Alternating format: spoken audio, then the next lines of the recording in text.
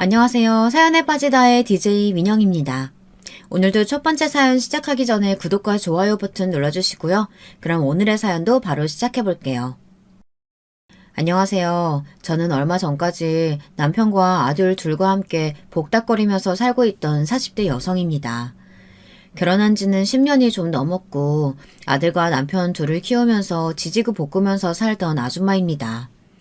그런데 제가 남편에게 치를 떠는 일이 생기게 되어서 최근에 이혼을 하게 되었습니다. 그래서 이 사연에 빠지다 채널에 무턱대고 사연을 보내게 되었어요. 너무 억울하고 분해서 말이죠. 여러분, 제 이혼하게 된 스토리가 좀 길지만 그래도 끝까지 들어주시고 저한테 힘내라고 응원 댓글 많이 부탁드릴게요. 그럼 제 이야기를 한번 시작해 볼게요. 혹시 제가 글자를 틀리거나 문장이 안 맞는 일이 있어도 너그럽게 양해 부탁드립니다. 제 고향부터 말씀을 드리자면 저는 경상남도 산골 소녀예요. 그래서 입맛이 참 어른스럽다고 좋은 말로 하면 그렇고 엄청 촌스럽습니다. 제 부모님은 농사 지으시는 분들인데요. 자식들 먹이겠다고 70대 중반이 넘은 연세에도 아직도 경상남도 산골에서 농사를 짓고 계십니다. 콩도 심으시고 감자, 고구마, 고추 등 그때그때 다른데요. 많이 지으시는 건 아니고 지금은 우리 식구들, 자식들 먹일 것만 짓는다고 하십니다. 예전에 저 어릴 때는 부모님이 소도 키우시고 벼농사, 밭농사 골고루 하셨어요. 이거 하다가 태풍 오면 망하고 과수원 하시다가 또 자연재해 입으시고 망하고 하셨어도 우리 부모님은 땅이 좋다면서 그 시골에서 아직도 사시고 계시네요. 저는 어릴 적에는 시골에 사는 것에 불만이 많았습니다. 그리고 부모님이 농사 지으는 것에 대해 불만이 많았죠. 참, 제 가족관계를 다 말씀드리지 않았네요. 저는 위로는 언니, 오빠 하나씩 있고 밑에 남동생이 있는 이남 이녀의 집안입니다. 아버지 어머니가 자식을 많이 낳으셨으니까 우리 집은 항상 바람잘 날이 없었죠. 저는 아들 둘만 키워도 힘들고 죽을 것 같았던 날들이 많았는데 우리 부모님은 어떻게 자식을 넷이나 키우셨는지 이제야 정말 존경스럽더라고요. 제가 엄마가 되고 나서야 우리 친정엄마를 이해하게 되었다고나 할까요. 아무튼 저는 어릴 적엔 부모님이 항상 밀짚 모자에 흙 묻은 옷을 입고 나가서 하루 종일 육체 노동을 하시는 것이 마음에 들지 않았습니다. 그래서 맨날 엄마에게 이렇게 불평을 하곤 했어요. 엄마야, 우리도 도시 나가 살자. 이 산골짜기에서 이게 뭐고? 응? 나 도시 나가서 살고 싶다. 야가, 니 무슨 소리야, 너. 여기는 대대로 우리 할아버지, 증조 할아버지 그 윗때부터 살던 고향이다. 근데 여길 버리고 어딜 가서 사나? 그리고 엄마 아빠는 농사 짓는 거밖에 모른다. 다른 기술 같은 거 안 배웠다, 아이가. 그니까 너 여기 벗어나고 싶으면 공부나 열심히 하거라. 알았나? 어렸던 저는 엄마의 말을 믿고 시골 학교에서였지만 정말 공부를 열심히 했습니다. 그러다 보니 학생 수도 얼마 안 되는 시골 학교 분교이지만 저는 항상 1등만 도맡아 했어요. 저희 학교는 정말 텔레비전에 나오는 시골 학교였습니다. 초등학교 때 한 반에 애들이 20명도 안 되었고 학년마다 반이 두세 개밖에 없었어요. 게다가 6학년은 딱 한 반밖에 없는 정말 초미니 분교였어요. 지금은 아마 아이들도 없어 폐교가 됐을 걸로 알고 있습니다. 그 초등학교에서 저는 항상 공부로는 1등을 했어요. 그러다 보니 학교 선생님께서 저의 친정엄마에게 이 애는 중학교를 큰 도시로 나가서 다니게 해야 한다고 하시면서 진지하게 건의를 하셨던 것이었습니다. 친정엄마는 진짜로 담임 선생님의 말에 귀가 솔깃하셨습니다. 정말 제가 머리가 좋은 애 맞냐고 공부시켜도 될 놈이냐고 여러 번 다집받듯이 물어보셨어요. 그러더니 저를 대구에 살던 이모네 집으로 보내 중학교를 다니게 하자고 친정아버지랑 의논을 하셨습니다. 친정아빠는 어머니의 말을 듣고 저를 걱정스러운 눈으로 쳐다보셨어요. 계집애가 도시 나가서 살면 반란 까지기만 하는 거 아니냐고 하시면서 제 대구 이모네 집행을 반대하셨습니다. 그때 저는 초등학교 졸업하고 집에서 봄방학을 맞아서 지내고 있었는데요. 다른 애들처럼 밖에서 천방지축 노는 것이 아니고 무려 중학교 1학년 문제집을 사서 혼자 예습을 하고 있었습니다. 그만큼 저는 도시 나가서 사는 것에 진심이었거든요. 그 모습을 본 아버지는 할 수 없이 제가 대구 이모네 집에 가는 것을 허락하셨습니다. 그러면서도 아버지는 저의 도시 유학에 한 가지 단서를 달았습니다. 네 엄마가 하도 네 공부 잘한다 했어서 이모네 집에 보내기는 하는데 네 거기서 고등학교 때까지 남자 사귀면 안 된다. 혹시나 그런 일 있으면 당장 학교금 오고 집으로 데려올 거니까 알아서 해라. 알았나? 알았다. 아빠네 믿어도 나 진짜 공부만 할 거다. 이렇게 저는 제 몸뚱이만한 가방을 가지고 그 경상남도 산골짜기를 떠나 대구에 있는 이모네 집으로 더부살이를 하러 떠났습니다. 이모는 저한테 참 잘해주셨어요. 저희 엄마의 언니였던 이모네는 사촌오빠 한 명 그리고 큰언니가 하나 있었습니다. 큰언니는 그때 이미 고등학교 졸업 후에 사회인으로서 경기도에 위치한 반도체 공장에 다니고 있었고 저하고는 나이 차이가 많이 났었어요. 그리고 사촌오빠는 고등학생이었고요. 이모는 본인의 애들이 이미 다 커서 돌볼 필요가 없으니까 제 엄마가 하신 부탁을 흔쾌히 들어주신 거였습니다. 그리고 이모네는 대구 시내집에서 안경집을 하셨는데요. 이모부가 돈을 잘 버셨거든요. 그 시대의 안경집은 정말 부자라는 반증이었거든요. 애들이 눈이 정말 많이 나빠지니까 안경이나 렌즈를 사러 많이들 안경점에 오고 그랬는데요. 그래서 이모는 제 입이 하나 더 늘었다고 해서 부담되는 것이 없으셨습니다. 이모부도 딸내미가 하나 더 생긴 것 같다면서 저에게 호의적이셨고요. 그러면서 공부 열심히 하라고 제 등을 두드리며 격려도 해주셨습니다. 지금도 사실 저는 엄마보다 이모를 만나면 더 반가워요. 엄마랑은 13살 때까지 살았지만 그 외의 시간들은 거의 이모 집에서 학교 다니면서 거기서 대학까지 나왔으니까요. 저희 이모는 제가 결혼할 때 엄마보다 더 우신 분이셨어요. 얼마나 정이 많으신지 항상 저만 보면 모자란 거 없냐 용돈 주마 하시던 분이었습니다. 저는 처음 대구에 가보고 정말 눈이 휘둥그레졌습니다. 별천지도 그런 별천지가 없었죠. 지하철도 다니고 버스도 엄청 많고 여러모로 제가 살던 시골하고는 비교가 안 되는 곳이었어요. 저는 너무 신이 나서 학교도 열심히 다니고 주말에는 중학교, 고등학교 친구들이랑 롯데리아도 다니고 시내에서 책도 보고 놀았습니다. 저는 여중 여고를 나왔는데요. 여자친구들이랑 몰려다니면서 같이 놀기도 하고 독서실 가서 공부하는 게 너무 좋았어요. 왜 안 그랬겠어요. 답답하게 시골 살다가 도시에 나와서 이것저것 많이 경험하고요. 친구들도 텃세 안 하고 제가 재미있다면서 잘 어울려줬습니다. 이런 걸 보면 저는 살면서 정말 운이 좋았던 것 같아요. 제가 원했던 건 거의 이루고 살아왔으니까요. 도시에서 살고 싶다고 하니 길이 열렸고 공부하고 싶어 했더니 이모네에 와서 마음껏 공부만 할 수 있었으니까요. 저는 결혼하기 전까지는 아주 행복하고 안정된 생활을 했었습니다. 제가 생각하기에 제 고생문은 결혼 후부터 시작이 되었던 것 같습니다. 저는 대구에 있는 국립대인 경북대를 나왔는데요. 저는 과에서 수석으로 입학하고 졸업을 했어요. 고3 때까지 쭉 저는 반에서 1등, 전국에서는 상위 10% 이내를 유지해 왔습니다. 그래서 고3 때 담임 선생님은 대학교 원서를 쓸 때 저한테 서울에 있는 대학을 가라고 강하게 권하셨는데요. 그냥 제가 경북대에 장학금 받고 가겠다고 했습니다. 지금은 서울에 있는 대학을 갈 거라고 후회를 하지만 그때는 어떻게든 대학에 가는 게 중요했기 때문이에요. 저희 집안은 그렇게 큰 부자가 아니었기 때문에 제 언니랑 남동생은 공부머리가 없다면서 엄마가 대학을 보내지 않았거든요. 그래도 큰오빠는 장남이니까 무조건 대학을 가라고 했지만 저는 공부를 잘하니까 대학을 가야 하는데 서울에 있는 사립대 등록금은 너무 비싸서 부모님이 못 대준다고 하신 것이었어요. 그래서 저는 제 점수로 딱 넘치는 경북대 수석 입학을 선택했습니다. 1년의 등록금과 입학금이 면제라는 건 저로선 큰 이득이었거든요.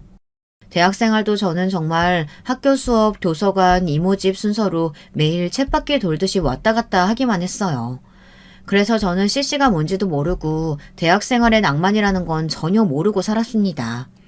과 친구들이 미팅이나 소개팅을 간다고 하면 저에게 같이 나갈 거냐고 권했지만 저는 이런지하에 거절했습니다. 아, CC는 캠퍼스 커플의 약자랍니다.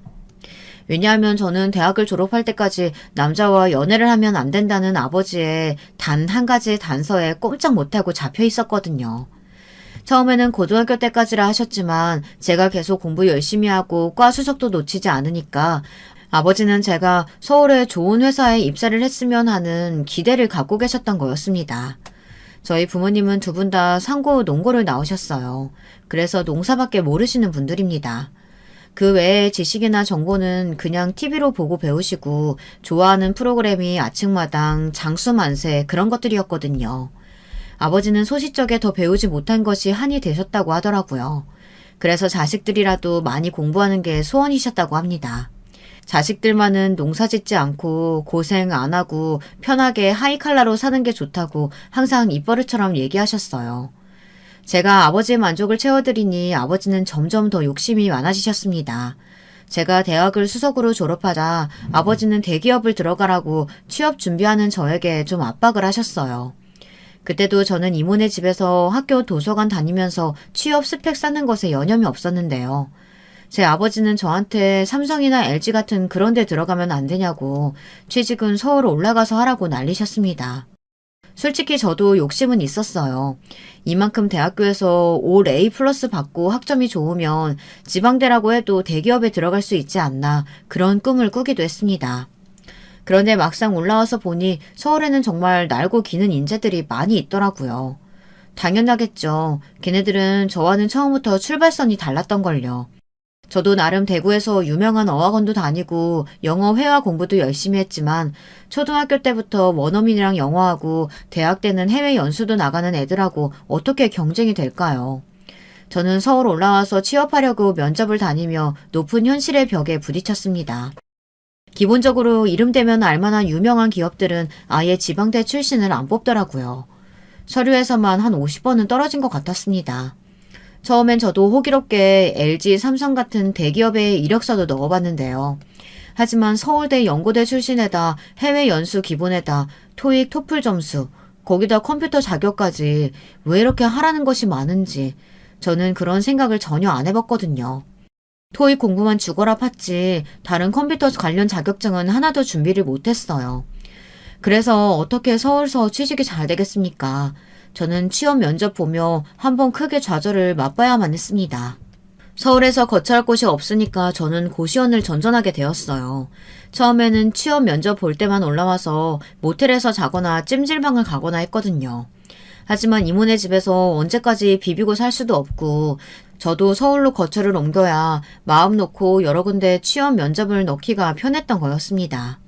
그래서 저는 이모네 집에 올 때 썼던 그 큰 가방을 들고 서울에 와서 자취를 시작했습니다. 고시원부터 시작해서 말이죠. 고시원 생활을 하는 건 좀 답답하긴 했지만 저는 고3 때 공부한다고 독서실 한 달 끊어가지고 거기서 먹고 자고 한 적도 있었던지라 어렵지는 않았습니다. 이모는 정말 우리 엄마처럼 제가 고시원 생활할 때부터 고시원비도 붙여주시고 아무것도 걱정 말고 취업 준비나 열심히 하라며 생활비도 50만 원씩 보태주셨어요. 저는 정말 이모에게 몇 번이고 감사해도 모자랄 지경이었죠. 그래서 더 심적인 부담이 커졌습니다. 빨리 취직을 해야 이모에게 은혜를 갚을 수 있을 것 같았으니까요. 하지만 제 취준생 생활은 꽤 오래 지속이 되었습니다. 저는 나중에 너무 지쳐서 시골로 가버릴까 생각도 했었습니다. 하지만 그때마다 아버지는 격려 비슷한 압박을 주시더라고요. 야, 정희야. 네가 서울서 성공해야 이 아버지 면이 선다 안 하나. 그러니 대기업 아니라도 니는 서울서 뿌리 내리고 살아라. 작은 회사라도 좋으니까네. 요 시골집 온다고 생각하지 말고. 이런 말을 듣고 어떻게 을지박약하게 집으로 내려갈 수 있겠어요. 저는 이를 악물고 다시 도전하고 또 도전해서 결국 취업 준비 생활 3년 만에 종로에 있는 프랜차이즈 여행사에 면접 봐서 합격을 했습니다. 아버지는 그 여행사가 TV 광고를 크게 하는 여행사였길래 거기가 무척 큰 회사인 줄 아시고 좋아하셨어요.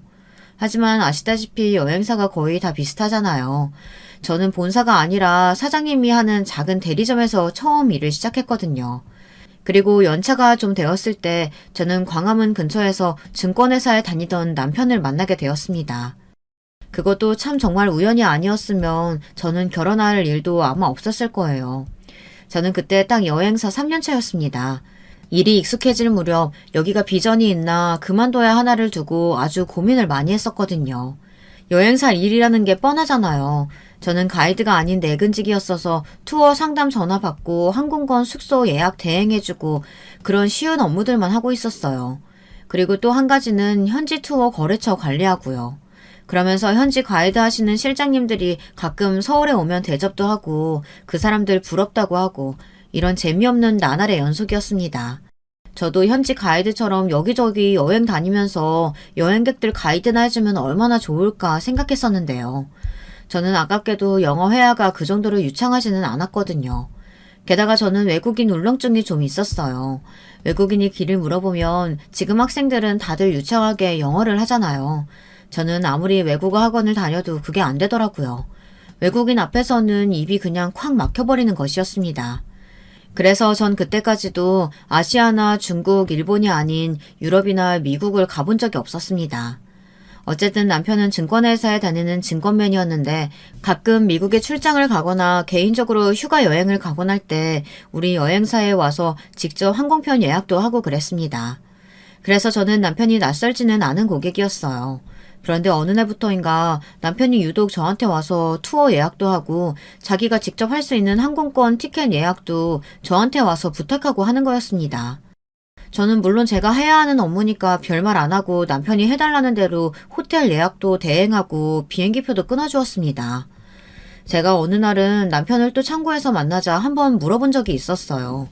인터넷으로 직접 항공권 끊으면 더 싸게 갈 수 있는데 왜 굳이 우리 여행사 대리점에 와서 나한테 부탁을 하느냐고 말이죠. 수수료가 아까워서라도 나는 그런 거 못하겠다고. 솔직히 인터넷만 되면 아무 데서나 할 수 있는 게 비행기표잖아요.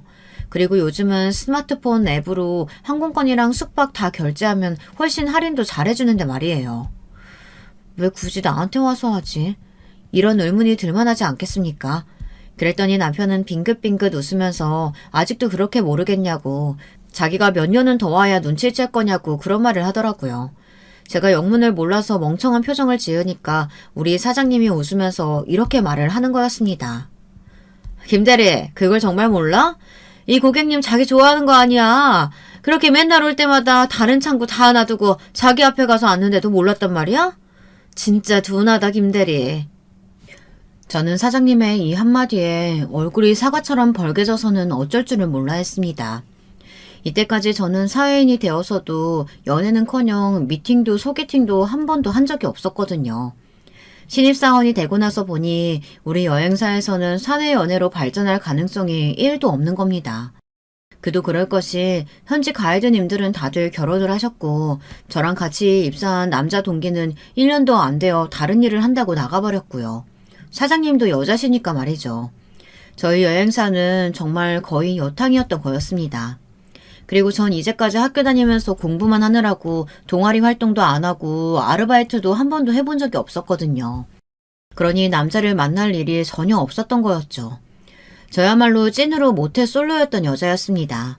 남편은 전혀 몰랐다고 하며 신혼 초기에 저한테 이런 말을 하더라고요. 그럼 내가 당신 첫 남자였던 거야? 그래서 그렇게 나를 경계했었구나? 이제야 이해가 되네. 아니 난 계속 어필했다고 생각하는데 당신이 딴소리해서 나는 얼마나 더 찍어야 당신이 넘어올지 몰라서 포기할까 했지. 그건 나중에 들은 얘기고 저는 남편의 유머 감각이나 증권회사에 다닌다는 직업을 보고 첫눈에 반해서 마음에 들어 사귀자는 남편의 말에 기꺼이 오케이를 했습니다.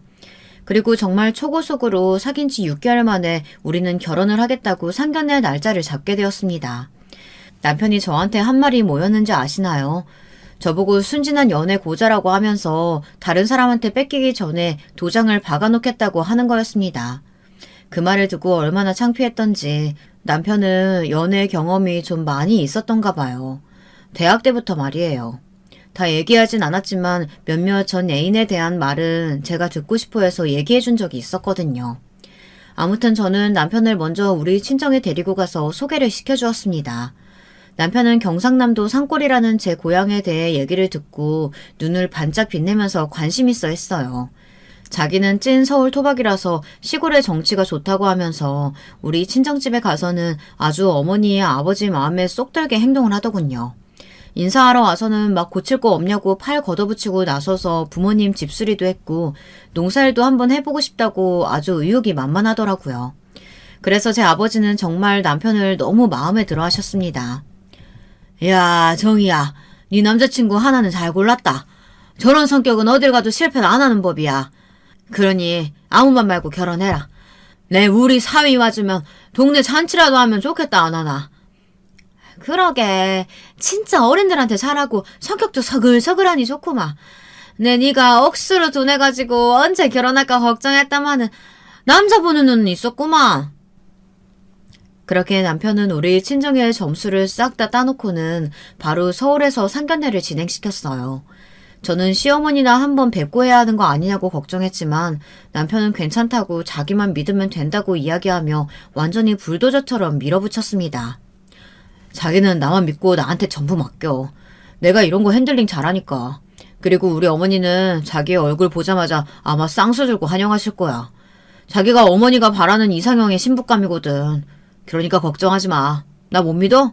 내가 자신 있으니까 상견례 바로 하려는 거 아니야. 남편은 걱정하는 저를 안심시켜 놓고는 서울 광화문의 유명한 호텔에서 상견례 식당을 예약했어요. 남편은 돈도 잘 벌었으니 상견례 비용도 전부 자기가 대겠다고 하는 거예요. 저는 그래도 저도 돈 버니까 그래도 반씩 부담하자고 했었는데 남편은 괜찮다면서 자기한테 다 맡기라는 거였습니다. 저를 데려오려면 이 정도 돈이나 수고는 아끼지 않겠다는 남편의 태도가 정말 고맙기도 하며 은근히 기분이 좋았던 것 같아요. 그래서 저 역시 내가 결혼은 잘하나 보다 하고 생각을 갖게 되었어요. 지금으로서는 그때 이 인간이랑 결혼한 걸 후회하고 있지만 말이에요. 상견례 날에 저는 정말 너무 긴장이 되어서 높은 구두를 신고 나가질 못했어요. 남편은 제가 입어야 할 옷조차도 이렇게 하라고 머리부터 발끝까지 다 코디를 해줬는데요.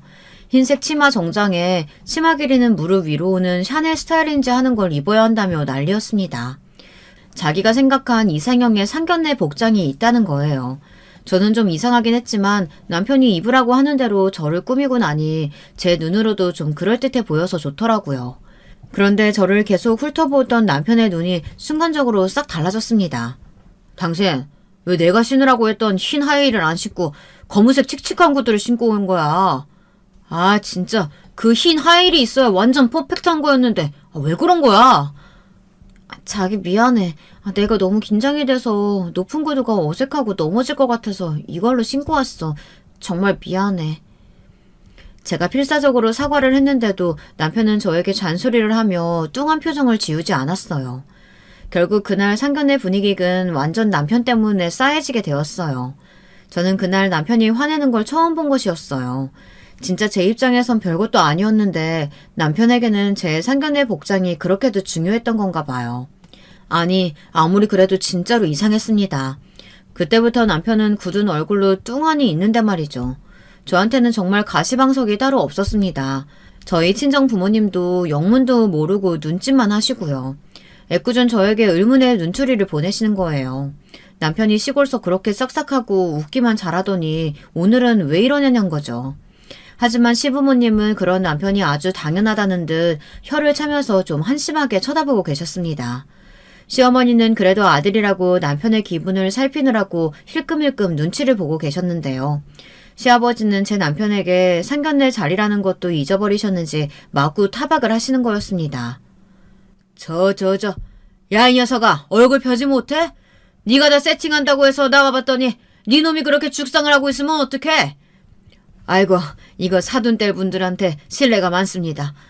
제 아들놈이 좀 완벽주의 비슷한 게 있어가지고 지금 새아기한테 좀 삐져 있는 겁니다. 그냥 신경 쓰지 마시고 자자, 한 잔들 받으시죠. 예, 새아가, 우리 상훈이가 원래 자기 마음대로 안 되면 이렇게 좀 삐져 있는 스타일이니까 네가 이해 좀 해주렴. 그리고 다음부터는 웬만하면 상훈이 말 거스르지 마. 아니면 아주 피곤하다. 너도 얘랑 살려면 그건 좀 알아둬야 할 거다. 내가 내 아들이지만 성격이 좀 삐딱해. 예민하기도 하고. 아이고, 사돈댁들 앞에서 내가 실언을 했나? 시어머니는 그렇게 아들의 나쁜 점을 폭로해 버리시고는 입을 바로 다무셨습니다. 그랬더니 시아버지께서는 시어머니를 쫙 째려보시는 것이었습니다. 그 정도는 저희 부모님도 항상 티격태격 하시니까 저는 크게 신경을 안 썼어요. 그런데 남편은 그런 시부모님들을 보다가 벌떡 일어나 화를 막 내는 것이었습니다. 보통 이런 자리에서 아버지 어머니 앞에서는 얌전히 가만히 있어야 하는 게 맞는 거 아닌가요? 장인 장모 앞에서도 할 말을 다 하는 남편을 보고 저는 좀 무서워서 주눅이 들었던 건 사실이었어요. 아버지, 어머니, 여기 진짜 중요한 자리인데 왜 집에서처럼 싸우고 그러시는 거예요? 제가 오늘 여기 오기 전에 말씀드렸잖아요. 점잖게, 어? 그래서 우리 장인 장모님께 잘 보여야 한다고. 아이씨, 내가 점수 다 따놓으면 뭐래? 우리 엄마 아빠 때문에 내가 진짜 못 살아. 남편은 그 후로는 정말 화가 난 표정으로 분위기를 잡는 바람에 그날 상견례에서 저는 뭘 먹었는지 무슨 대화가 오고 갔는지 하나도 기억이 나지 않았습니다. 그게 전부 그 망할 흰색 하이힐을 안 신었다는 남편의 지적과 불평에서부터 비롯된 결과였기에 저는 나중에 남편에게 엄청난 대역죄인이 되었죠. 그때부터 남편의 까칠한 성격을 좀 알게 되었다고나 할까요. 그래도 제가 좀 많이 둔한 거 여러분들도 아시잖아요. 그래서 저는 자잘한데 신경을 안 썼습니다. 그날도 그냥 하나의 해프닝이라고만 생각했고요.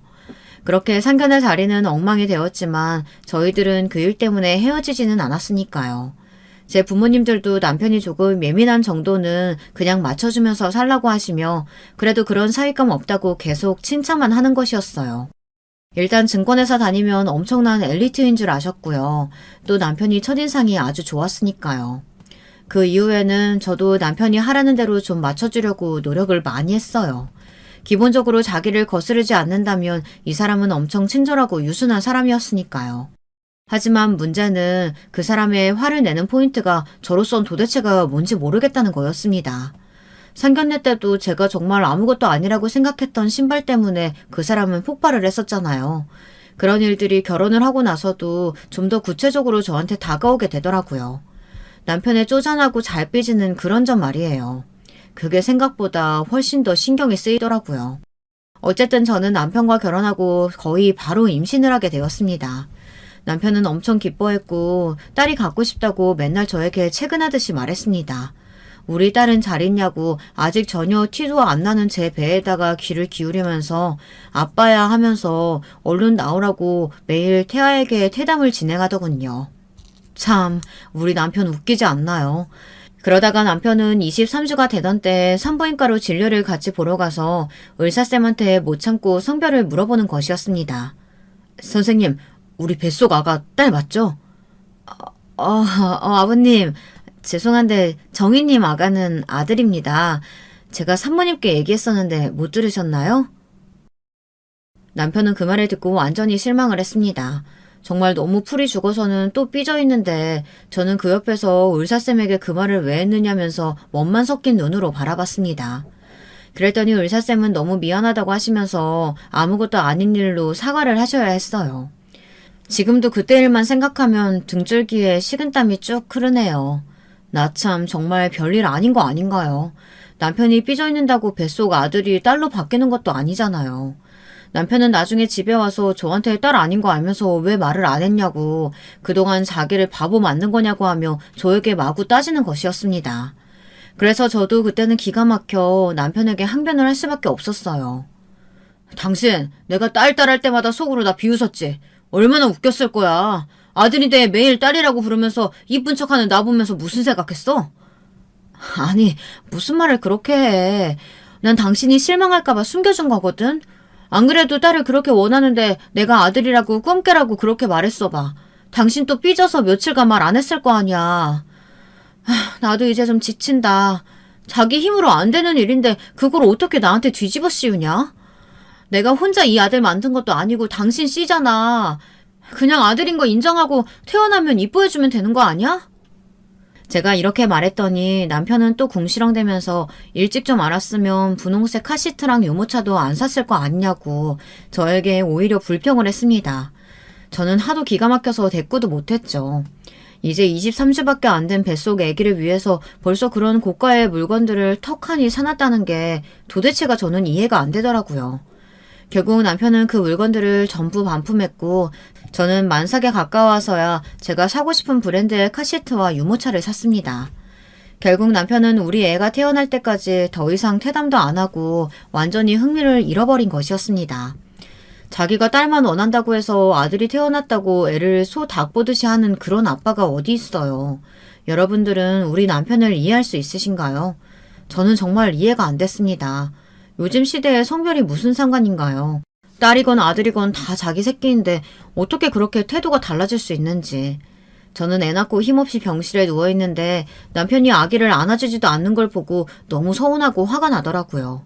제가 평소에 좀 둔하긴 하지만 우리 애가 걸리니까 예민해지는 건 어쩔 수가 없더라고요. 그래서 산부인과 병실에서 남편이랑 대판 싸웠습니다. 아무튼 몇 년이 지나고 저는 또 아들을 낳았습니다. 그렇게 아들이 둘이 되자 남편 역시 딸을 마음속에서 지우더라고요. 저는 더 이상 아이를 안 낳는다고 했어요. 아니, 안 낳는 것도 아니고 못 낳았습니다.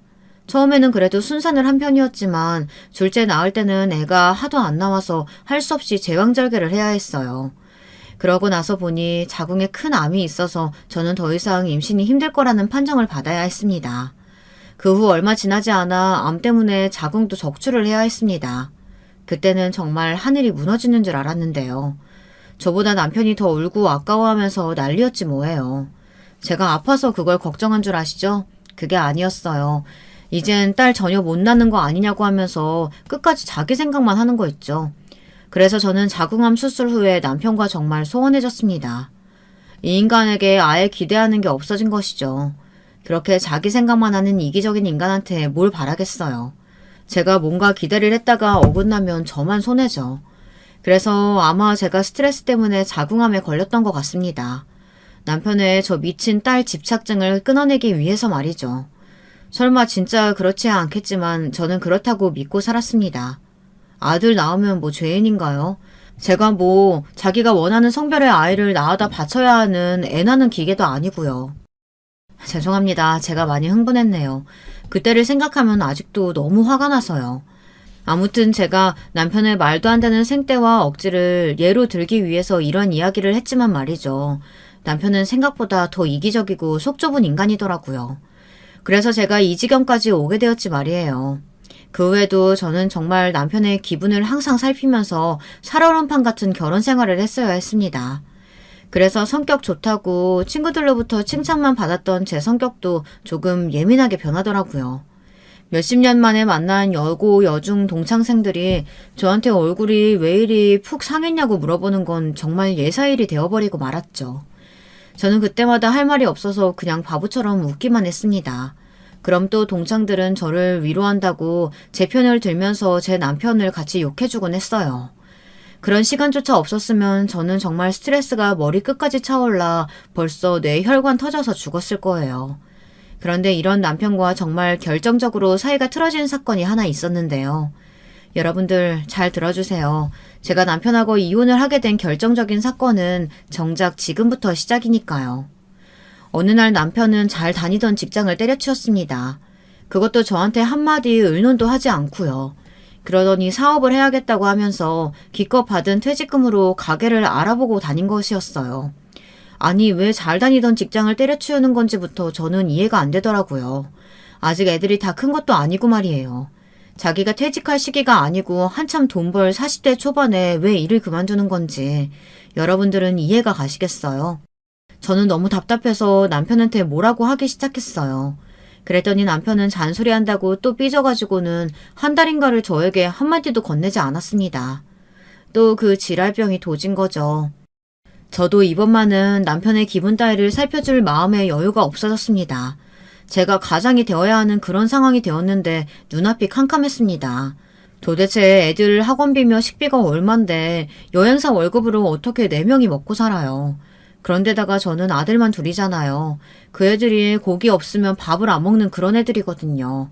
아들 있는 집은 다들 이해하실 텐데요. 식비가 거의 한 달에 150, 200만 원이 듭니다. 다른 거 다 말고 식비만으로 월급이 다 날아가게 생겼는데 남편이란 작자는 태평하게 오늘은 어디 가서 밥을 먹나 그걸 두고 고민하고 먹방이나 쳐보고 앉아있으니 제가 얼마나 속이 터지겠어요. 무엇보다도 저는 남편이 퇴직금으로 뻘짓을 할 것이 더 두려웠습니다. 아무리 봐도 저 인간은 사업을 잘할 수 있는 인간이 아니었거든요. 이제까지 해왔던 일이 증권회사에서 남의 돈 관리하고 실적 올리는 일인데 그걸 다 때려치고 밥 장사를 하겠다뇨. 말도 안 되는 것이었어요. 아니, 요리에 관심이 많거나 요리에 소질이 있는 인간이라면 말도 안 해요. 집에서 설거지 하나도 제대로 안 하던 인간이 저러니까 저는 믿음이 하나도 안 가고 오히려 짜증만 나는 것이었습니다. 저는 남편이 듣던 말던 남편 앞에서 화를 내거나 궁시렁대는 일이 많아졌어요. 얼른 나가서 다시 돈 벌어 오라고 소리를 버럭 지르기도 하고 회유도 하기도 했지만 남편은 끄떡도 하지 않고 오로지 마이웨이였습니다. 그러던 어느 날 아침이었습니다. 남편과 또 재취업 문제 때문에 한바탕 싸우고 난 뒤였는데요. 갑자기 저희 친정 엄마께서 우리 집에 오고 계시다는 전화를 하신 거였습니다. 저는 안 그래도 분위기가 안 좋은데 오시면 어떻게 해야 하나 겁이 덜컥 났어요. 그래서 오지 마시라고 말하려고 했는데 친정엄마는 벌써 출발했다고 하시면서 차 안에서 전화를 하신 것이었습니다. 우리 친정엄마가 아직 운전을 잘하고 계시거든요. 어머니는 20살이 넘어서 딴 운전면허를 아직까지 잘 유지하고 계시는 베테랑 운전기사였습니다. 물론 내비게이션을 다루는 것은 좀 서투시긴 하지만 요즘은 내비가 가르쳐준 대로 따라가기만 하면 된다고 그게 편하다고 좋다고 하시는 거였어요. 야야, 내 출발했으니까 한 5시간 걸리면 서울 갈 것 같다. 그러니까 홍서방 집에 있으라 캐라. 아이, 전화라도 미리 하지. 갑자기 오기는 왜 온단 말이고. 안 그래도 오늘 분위기 안 좋구만. 다음에 오시면 안 되나? 이미 출발한 거 뭐 어쩌나. 근데 니들 또 싸웠나? 왜 싸워대고 그러노? 암튼 내 오늘 홍서방 좋아하는 청국장 만들어가지고 가니까 기다리라 캐라. 저는 잔뜩 삐져있는 남편한테 가서 친정엄마의 전원을 전했습니다. 그래도 남편은 싸운 다음 날이라서 그랬는지 한마디도 안 하고 제 얼굴도 한번 쳐다보지 않더군요. 저는 남편님이 그랬던 것도 한두 번도 아니고 뭐 너는 삐져라 나는 할 일을 한다 그렇게 말하고 출근을 했는데요. 친정엄마가 오실 시간이 가까워지자 저는 정말 그날따라 불길한 예감에 안절부절 못하게 되었습니다. 그래서 사장님께 오늘은 좀 반차를 쓰면 안 되겠냐고 해서 허락을 받아 집에 일찍 퇴근을 하게 되었습니다. 집에 왔는데 남편은 아직도 한마디도 안 하고 뚱하니 식탁에 앉아있고 친정엄마는 싸운 청국장을 끓이고 계셨어요. 그러면서 어떻게든 사위 마음 풀어준다고 개고생을 하고 계셨습니다. 그런데 저 싸가지 없는 놈은 그런 친정엄마를 쳐다도 안 보고 그저 자기 삐진 티나 팍팍 내며 열심히 핸드폰만 하고 있었던 거예요. 저는 진짜 열이 뻗쳐가지고 남편을 데리고 안방으로 들어갔습니다. 그러면서 문을 빨리 걸어 잠근 후 남편에게 조근조근 쏘아붙였죠. 아직도 삐진 거야 이해는 하겠지만 어른들 앞에서 지 기분만 생각하지 말라고요. 그거 진짜 무례한 행동이라고 말이죠. 그랬더니 남편은 정말 화를 내며 저한테 소리를 꽥 지르는 겁니다. 내가 당신 때문에도 화났지만 나 지금 장모님한테 삐진 거니까 나 좀 건들지 말라고. 아니 장모님은 내가 가게 얻는다고 돈 1억만 좀 빌려달라고 하니까 없다고 딱 잘라 거절하실 건 뭐야. 그러면서 나한테 정신 좀 차리라고 잔소리 하시는데 그게 당신이 하는 말이랑 토씨 하나도 안 틀려. 그러니까 이렇게 속 좁은 집안이랑은 아예 연을 맺는 게 아닌데 내 당신이랑 사는 거 이제 지긋지긋해. 그러니까 이혼하자. 내 맘대로 살아보게 나도. 뭐? 지금 그게 우리 엄마 오셨는데 뱉을 말이야? 당신 진짜 미쳤니? 어떻게 내내에서 나오는 대로 말을 막 할 수가 있어? 아무리 우리가 싸웠다고 해도 어른들 앞에서 티를 낸 건 당신 잘못이잖아. 그리고 이혼? 그게 무슨 소리야. 우리 애들 생각도 안 하고 어쩌면 그렇게 쉽게 이혼 소리가 나와? 제발 정신 좀 차려라. 이 철딱선이 없는 인간아. 아니 누가 누구한테 속 좁다고 흉을 보는지 저는 도저히 알 수가 없었어요. 장모님한테 사업하게 돈 빌리겠다는 게 제정신을 가진 사위가 할 짓인가요? 우리 엄마도 돈이 없는데 그리고 있어도 뻔히 망해먹을 게 눈에 보이는 사위를 뭘 믿고 빌려주시겠어요. 우리 엄마도 남편이 증권회사 때려친다니까 얼마나 상심하고 안타까워 하셨는데요. 그리고 홍서방 너무 구박하지 말라고 하며 엄마는 언제나 사위 편을 드셨습니다. 저는 솔직히 말하면 그런 친정엄마에게 좀 실망했고 서운한 감정이 들었어요. 저도 인간인데 안 그렇겠어요. 아무리 봐도 남편님이 잘못한 사안을 갖고 저보고 참으라고 하니. 친정엄마는 저희들 소리가 부엌까지 들리자 걱정을 하시면서 방문을 두드렸습니다. 하지만 저는 나와서 친정엄마를 안심시켜드렸지만 남편은 삐진 채로 안방에서 그대로 침대에 누워 백수 양아치 새끼처럼 핸드폰만 했습니다. 그 꼴을 보는 저는 또 속이 뒤집어졌고요. 하지만 친정엄마는 100번 양보하면 나중에 좋은 일이 있을 거라면서 저를 토닥거리셨어요. 그리고 얼른 청국장 다 끓였으니 제 남편에게 점심이나 먹으라면서 조심스럽게 권하셨습니다. 그랬더니 이 처죽일 인간 말하는 꼬락서니가 진짜 가관도 아니더라고요. 글쎄 이런 소리를 하지 뭐예요. 저 오늘 청국장 안 먹어요. 오늘은 진짜 먹고 싶지도 않네요. 장모님처럼 냄새 너무 역해서 말이에요. 아씨, 내 이거 다 쓰레기 봉투에 갖다 버려야지. 짜증나게 계속 여기 서 계시지 말고요. 장모님도 얼른 그 냄새나는 시골로 내려가세요. 저 이제 장모님도 보기 싫으니까. 남편은 이렇게 우리 엄마한테 막말을 하며 엄마가 기껏 맛있게 끓인 청국장을 싱크대에 전부 쏟아버렸습니다. 남편의 돌발 행동을 눈앞에서 본 우리 친정엄마는 충격을 받으셨고요. 입을 딱 벌린 채 아무 말도 못하셨어요. 저는 너무너무 화가 나서 남편의 등을 팍 떠밀었습니다. 그리고 남편에게 삿대질을 하며 큰 소리를 쳤어요. 당신 미쳤니? 진짜 눈에 뵈는 게 하나도 없지? 어떻게 이런 무례한 짓거리를 할 수가 있어? 우리 엄마한테 당장 사과해. 사과하라고! 안 그럼 진짜 이혼이야, 이 미친놈아! 세상에서 제일 슬픈 일이 일어나고 말았어요. 제가 남편이라고 믿고 따랐던 인간이 장모 앞에서 인간성의 바닥을 보이는 일 말이죠. 저는 그날 남편의 행동을 보고 이 새끼는 인성이 글러 처먹었다고 포기를 하게 되었습니다.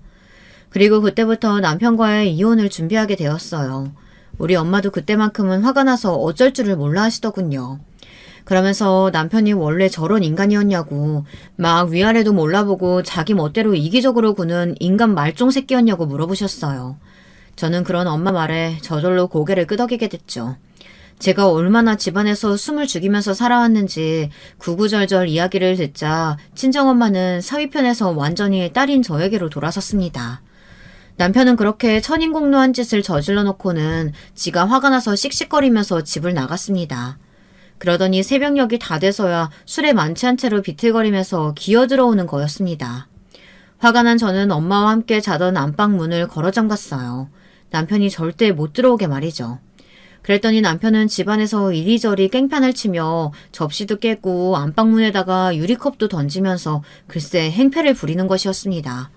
저는 화가 나서 남편을 진짜 한 대 패려고 밖으로 나가려고 했지만 친정엄마는 그러다 제가 다치면 안 된다고 조용히 경찰서에다 신고를 하는 것이었어요. 남편이 제풀에 지쳐서 조용해질 때까지 기다리자고 친정엄마는 말씀하시더군요. 그래서 진짜 남편이 무슨 짓거리를 하든 없는 척하고 밖의 상황에 귀를 기울였어요. 그랬더니 금방 또 잠잠해지더라고요. 그래서 조심스럽게 나가봤어요. 그랬더니 남편이 소파에 누워서 크게 코를 골고 있더라고요. 친정엄마는 이제 됐으니까 자세한 얘긴 내일 하자고 저를 데리고 다시 안방에 들어가서 같이 잠을 잤습니다.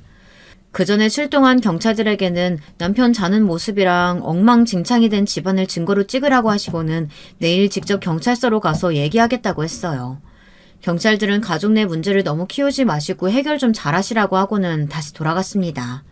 아니, 잘 해결이 될 것 같으면 애초에 신고도 안 했을 거 아니겠습니까?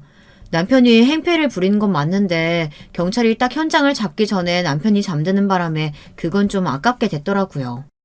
다음날 저와 친정엄마는 일찍 일어나 우리끼리 밥을 해먹고 경찰서로 갔어요. 그때까지도 남편은 미친 듯이 코를 골면서 자고 있었고요. 애들이 아침에 자기 방에서 나와서 거실 꼴을 보고 얼마나 놀랐는지 눈을 휘둥그렇게 뜨더라고요. 저는 그런 애들에게 이제 짐 싸서 시골 할머니 집에 갈 거라고 말해놓고는 밥 먹여 학교를 보냈습니다. 남편은 경찰이 집에 들이닥친 다음에야 겨우 일어났습니다. 일어나서 아무것도 못하고 멍하니 있던 남편은 집안에서 경찰들이 돌아다니자 무슨 일이냐고 저에게 화를 버럭 냈어요. 그래서 저는 대꾸도 안 하고 팩하니 들어가 버렸죠. 선생님, 어제 선생님이 이 집에서 깽판 치셨다고 장모님께서 신고를 하셨어요. 그래서 위협이나 기물파손 이런 걸로 체포할 수 없냐고 했는데 진짜 그러셨어요? 무슨 소리예요? 전 하나도 기억 안 나는데 제가 우리 집에서 그럴 사람으로 보여요? 남편은 뻔뻔하게도 거짓말을 하는 것이었어요. 그때 우리 엄마가 나서서 경찰들에게 다 사실이니 남편 좀 잡아가 달라고 했습니다. 그리고 제가 애들 어릴 때 다치지 말라고 달아둔 CCTV 영상을 보여주었습니다. 남편은 그 장면을 보고 경악하더군요. 자기가 전혀 기억이 없다고 말이죠. 경찰들은 남편에게 좋게 화해하라고 하면서 훈방 조치를 하더라고요. 친정엄마는 어떻게 경찰이 무고한 시민이 다칠 뻔했는데 저럴 수 있냐면서 기가 막혀 하셨습니다. 남편은 경찰이 가자 제 친정엄마에게 적반하장식으로 소리를 지르는 거예요. 정말 끝까지 바닥까지 보여주더라고요. 장모님, 아무리 그래도 사위를 경찰에 고발하는 장모님이 어딨어요. 술 취해서 실수 좀 했던 거 가지고 어떻게 그러실 수 있어요. 저 이거 우리 부모님한테 다 말할 거예요. 아, 그거라면 걱정하지 말게. 안 그래도 사돈댁들한테 자네 미친 짓 한 영상 다 보여드렸으니까. 그리고 우리 딸하고 이혼하게. 여기 이혼 서류. 친정엄마는 저와 같이 미리 준비한 이혼장을 뻔뻔스러운 남편의 면상에 던져버렸습니다. 남편은 지가 잘못한 건 생각도 안 하고 막 우리 엄마를 욕하더군요. 저는 그런 남편놈의 입을 확 막아버렸습니다. 더 우리 엄마 모독하면 진짜 어디 한 군데라도 부러질 줄 알라고요. 제 기세가 흉흉하니 남편은 무서웠는지 겨우 입을 다물더라고요. 그때서야 남편은 거실에 떨어진 갈색 서류 봉투를 열어본 거였습니다. 거기에는 제 이름이 다 작성된 이혼 서류와 함께 저도 몰랐던 것들이 들어있었어요. 저도 그 서류를 보고 좀 놀랐습니다. 그 종이는 바로 땅 문서였는데요. 글쎄 저희 시골집 논밭 한가운데에 고속도로가 생긴다는 거였습니다. 그래서 그 일대가 완전 재개발 지역으로 묶였는데 말이죠. 우리 부모님이 사셨을 때 진짜 껌값이었던 땅이 글쎄 50억이 되어 있었던 거였어요. 우리 친정 부모님은 땅을 팔 생각이 전혀 없으시니까 당연히 저한테 그런 말을 안 하셨죠. 하지만 나라에서 재개발 보상이다 해가지고 그쪽 땅들은 전부 보상으로 넘어가서 우리 엄마는 50억 부자가 되어 있었던 거예요. 아니, 장모님 돈 있으셨던 거잖아요. 그런데 어떻게 저한테 그걸 속이실 수가 있어요? 진짜 서운해요. 제가 장모님한테 얼마나 잘했는데 돈 50억이나 있으면서 1억도 못 빌려주시는 거예요? 왜 그러셨어요? 이 집안 식구들은 다 나한테 왜 그래? 자네가 정말 정신 차리고 우리 딸 말 들었으면 내 1억쯤은 빌려주려고 했지. 그런데 어제 하는 꼬락서니 보니까 네 놈은 먼저 글러먹었더라고. 나도 생각이 있고 머리가 있는데 그런 니는 뭘 보고 돈을 빌려줘? 망할 게 뻔한데. 그러면서 친정엄마는 저와 우리 애들을 데리고 당장 우리 고향 친정집으로 내려가셨습니다. 우리가 살던 집은 전세로 내놨고요. 이혼 소송이 시작되자 뒤늦게 아들 새끼의 만행을 알게 된 시부모님들은 우리 엄마에게 전화해서 남편을 좀 용서해달라고, 그리고 이혼은 안 될 말이라고 허수하셨지만 이미 친정엄마의 마음은 차갑게 굳어져 버린 것이었습니다. 저도 그건 마찬가지고요. 더 이상 이 인간하고 살만한 가치를 못 느꼈으니까요. 여러분, 여기까지가 제 이혼 사건의 전부입니다. 저는 할 말을 다 하고 나니 정말 속이 뻥 뚫리네요. 긴 글 읽어주셔서 정말 감사합니다. 저는 앞으로 친정에서 조금 쉬면서 생각을 좀 정리해 보려고요. 아직은 애들 방학이니 괜찮지만 다시 서울 올라가서 애들하고 살 집부터 얻어봐야겠죠. 그럼 여러분들 감기 조심하시고 행복하세요. 여러분, 두 번째 사연 시작하기 전에 좋아요, 구독 꼭 눌러주실 거죠? 그럼 두 번째 사연 바로 시작합니다. 안녕하세요. 늘 올라오는 좋은 사연들을 재미있게 보고 있는 나이 든 여자입니다. 남편하고 저는 슬하에 30대 중반의 딸을 두었어요. 저희 부부의 세상 하나뿐인 외동딸이죠. 늦다면 늦은 나이에 얻은 자식이었고 그래서 더 애틋해서 애지중지 키웠던 것 같네요. 무조건 사랑으로만 감싸며 교육하는 것이 능사가 아님을 저는 너무 늦게 깨달아 버렸고요. 곰곰이 생각해보면 이것은 혹시 모전여전일지도 모릅니다. 이런 생각을 저는 아무한테도 꺼내지 않고 살아왔지만 사연이니까 솔직하게 이런 부분도 밝혀볼게요. 저는 집안에서 5남매의 넷째로 태어난 자식이었는데요. 변변치 않은 집안 형편에다가 형제들 사이에서 이리 치이고 저리 치이면서 자라다 보니 형제들을 견제하려고 드는 버릇이나 질투하는 성질이 강해졌어요. 일부러 엇나가기도 하면서 그걸로 집안에서 자기 존재감을 확인받고 싶어 했던 애가 바로 저였습니다. 그런 나쁜 습관 때문에 가족들이 참 많이 고생했던 것 같네요. 그러다가 20살에 남자를 만나게 됐습니다. 알게 된 지 고작 한 달 만에 저는 그 남자의 손을 잡고 집을 나가버렸어요. 저는 작은 회사의 사무실에 출근하는 사람이었고 그 남자는 규모가 큰 공장에 다니고 있던 사람이었지요. 일자리 때문에 타지에 나와 있던 상태였고요. 자기하고 사랑의 도피를 하자고 하더군요. 우리 고향에 가서 나랑 살자. 우리 집이 비록 여기보다 시골이지만 돈은 어렵지 않게 있어. 우리 집안이 땅 부자거든. 오빠, 그게 정말이에요? 저 그럼 오빠네 가서 살래요. 이대로 재미없게 부모님이 혼내시는 대로 따르며 살긴 싫어요. 우리 가족들은 항상 저보고 철이 없다고 헛된 꿈이나 꾼다고 하지만 제 눈엔 그런 가족들이 다 헛된 사람들로 보이는걸요? 그래, 네 말이 맞아. 사람은 꿈을 꾸고 꿈을 쫓으면서 살아야지. 나랑 우리 집에 가서 편히 쉬는 동안 네가 하고 싶은 일 새로 찾으면 되지 않을까? 사실 난 돈을 필사적으로 안 벌어도 되는데 사회 경험을 쌓고 싶어서 여기 왔던 것뿐이야. 너라는 보석을 찾았으니 이제 이곳에서의 볼 일은 끝난 셈이지. 어쩜 오빠는 말을 그렇게 낭만적으로 해요? 내가 보석이라고요? 전 정말로 오빠를 따라가고 싶은 마음뿐인데 시골집이라고 하니까 그 부분은 조금 걱정이 돼요. 그런 건 염려 놓아도 돼. 본가가 시골일 뿐 나랑 가까운 친척들은 죄다 서울에 사는걸. 언제든지 내가 원하면 서울에 가서 지낼 수 있을 정도니까. 그 외에도 나는 서울에 아는 사람들 많아. 지금 생각하면 드라마에서도 안 다룰 것 같은 상황이었으나 당시에 저는 완전히 그 남자한테 홀려버린 뒤였죠. 이것이 바로 불꽃 튀는 운명이라고 생각했었어요. 저는 가족들한테 떠나는 이유도 밝히지 않고 쪽지만 남긴 채 집을 나가버렸습니다. 월급을 받았던 바로 다음 날짜에 가출을 하였던 것으로 기억을 하고 있어요. 저는 제가 영화 속 여주인공이라도 된 것 마냥 헛된 꿈을 꾸면서 그 남자를 따라갔어요. 그렇게 도착한 그 남자의 본가는 정말로 시골이었는데 제 예상보다 더욱 나이가 느긋한 그 남자의 부모님께서 저를 맞아주셔서 깜짝 놀랐었습니다. 우리 아들이 돈 벌러 나가더만 그새 자기 색시를 물어온 거요? 아가씨가 참 곱고 어여쁘게도 생겼네. 근데 나이는 몇 살이나 되었어요? 그리고 저한테 이어진 그분들의 질문에는 더욱 놀라고 말았었죠. 색시라뇨? 아니 물론 저도 그 남자를 얕은 마음으로 따라 나섰던 건 아니었어요. 인생의 전환점이라 여겼었으니 그게 어떻게 가벼운 마음가짐일 수 있었겠나요? 하지만 대뜸 그 부모님으로부터 첫 만남의 색시, 결혼이라는 단어를 듣게 되자 정신이 아득해졌습니다. 제가 20살이라고 하니까 그 두 분이 몹시 당황한 눈치를 보이셨었죠. 아버지, 어머니, 왜 벌써 밀어붙이고 그러세요?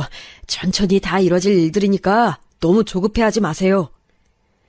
그 남자는 자기 부모를 얼른 달래며 상황을 수습했었는데 나중에 생각해보니까 그건 저에게 진실을 알리고 싶지 않아 했던 그 남자의 못된 마음이었던 것 같아요. 단 일주일 만에 저는 그 남자와 도피를 한 것을 후회하게 됐습니다. 집은 제가 머릿속에서 그렸던 것보다 모양새가 너무 허름한 집이었고요. 그 남자가 집에서 막내, 그것도 늦둥이라는 사실을 알고부터는 왠지 기분도 묘해졌었죠. 사남매의 막내였어요, 그 남자는. 그 남자의 누나 2명, 형 1명은 이미 시집 장가들을 다 간 상태였는데요. 어느 날 이웃집의 아주머니께서 저한테 이런 말씀을 하시는 거예요. 어머나, 아가씨가 바로 그 집에다가 아들 낳아주러 온 사람이에요? 젊으니까 건강하긴 하겠다. 기회도 많을 테고. 네? 아들을 낳아주러 왔다니요? 무슨 말씀이신지 설명해 주실 수 있을까요? 제가 너무 궁금해서 그래요. 부탁드려요. 아니 그게 그 집 자식들이 결혼해서 애를 다 낳았는데 전부 딸이라는 건 이 동네에서는 널리 퍼진 얘기라서 좀 신기하잖아요. 손주가 무려 8이나 되는데 전부 손녀. 그러니까 그 집이 그렇게나 아들 낳는 거, 손자 갖는 거에 집착하는 거 아니겠어요? 왠지 이해는 가요. 막내 아들한테는 반드시 손자 볼 거라고 엄청 벼르고 있었던데. 그러니까 제가 결혼해서 손자를 안겨드려야 하는 그런 상황인 거네요? 내가 이런 말 하긴 좀 못하지만 아가씨한텐 기운이 느껴져요. 아들을 낳을 것 같아. 그리고 다산을 할 관상이라니깐. 못해도 애들 셋은 낳겠어? 지금 생각하면 어처구니가 없죠. 저는 다산도 하지 않았고 아들을 낳지도 않았는걸요. 아무튼 그때 정신이 쏙 빠졌었던 것 같아요. 그 남자는 자기 조카들이 전부 여자니깐 자기가 꼭 아들을 낳아야 한다고 생각했었나 봐요. 자기 부모의 뜻에 따라서 말이죠. 다시 말씀드리지만 제 나이는 그때 20이었는데요. 그 남자는 자기가 25이라고 했었지만 알고 보니까 27이었습니다. 나이를 2살 속였었던 거예요. 그 남자의 말대로 농사짓는 땅의 규모가 꽤 되길래 그래도 재산만은 진짜인 줄 알았습니다.